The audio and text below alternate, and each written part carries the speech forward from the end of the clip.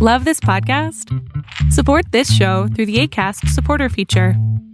It's up to you how much you give, and there's no regular commitment. Just click the link in the show description to support now. You've got enough mundane tasks on your to-do list. Don't let your workout be one of them. Laugh so hard you stop pedaling as LOL Cody, Peloton's take on a late-night talk show, spills the celebrity in pop culture tea. Then try a disco run on the tread or a scenic row through Mission Bay, San Diego. Who knows? You might even forget you're working out. Try Peloton tread, row, or bikes risk-free with a 30-day home trial. New members only, not available in remote locations. See additional terms at onepeloton.com/home trial.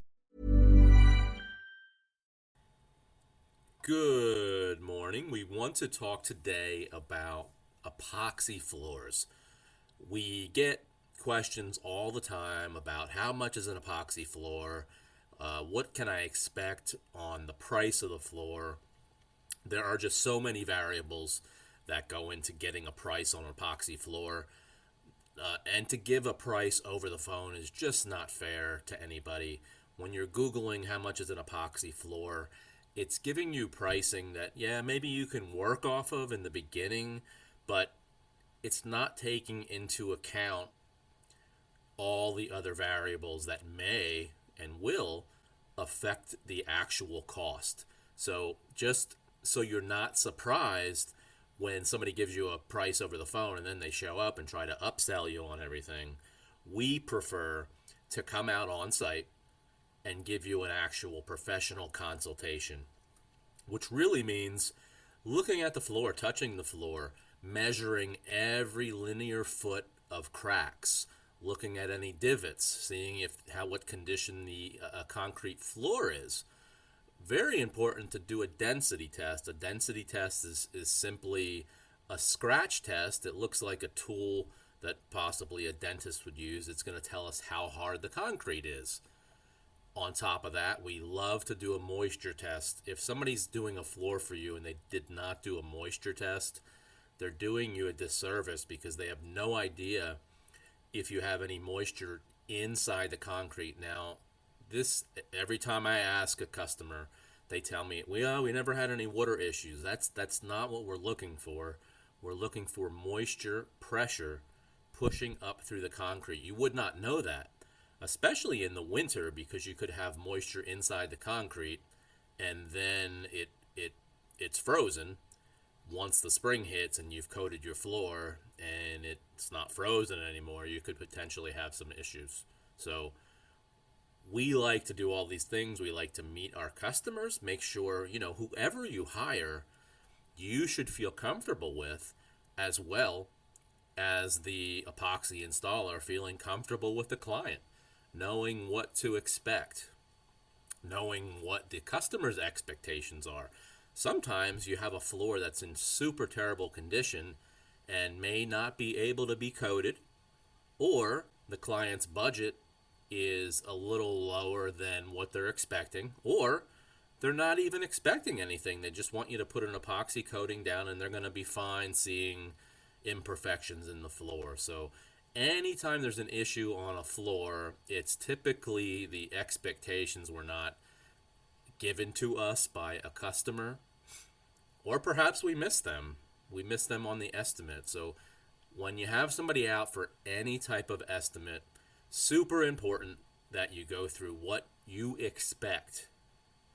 You're not going to hurt anybody's feelings by telling them what you're expecting on the floor. If you're expecting a glass showroom floor and the contractor is not delivering that and you never told them, that's on you. On the other hand, if your budget is super low and you just want some paint thrown down, or maybe possibly a thinner coating just to stop dust, and the contractor comes out and gives you that glass showroom floor, they're actually losing money. So communication's super important. It's important that you're on site, and not only on site, but present mentally.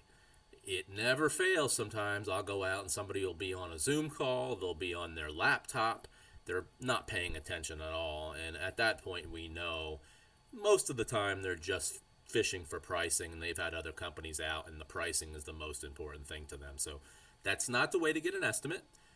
Again, remember the variables of the floor are directly going to affect the cost. How much patching, what type of floor you actually want, meaning do you want to use a polyurea? Do you want to use an epoxy? There are differences, and we'll go into them in another podcast. How much patching again? How hard is the concrete? Do you have a coating already down? What's your time frame? If you have a super fast time frame or this job needs to be at night or over the weekends, it's going to cost more. Are you trying to do the job in phases, which we prefer not to do? But if you are, it's going to cost more. So remember, when you get that price over the phone, it's not the real price. So have a great weekend. We appreciate everybody, and we'll talk to you soon. You've got enough mundane tasks on your to-do list. Don't let your workout be one of them. Laugh so hard you stop pedaling as LOL Cody, Peloton's take on a late-night talk show, spills the celebrity in pop culture tea. Then try a disco run on the tread or a scenic row through Mission Bay, San Diego. Who knows? You might even forget you're working out. Try Peloton tread, row, or bikes risk-free with a 30-day home trial. New members only, not available in remote locations. See additional terms at onepeloton.com/home trial. Hey everybody, thanks for listening to my podcast. If you're looking for social media content for your contracting business, painting contractors, carpenters, electricians, any type of contractor, please check us out on Instagram at Amato Media or check us out on LinkedIn. We can definitely help you all out. So have a great day.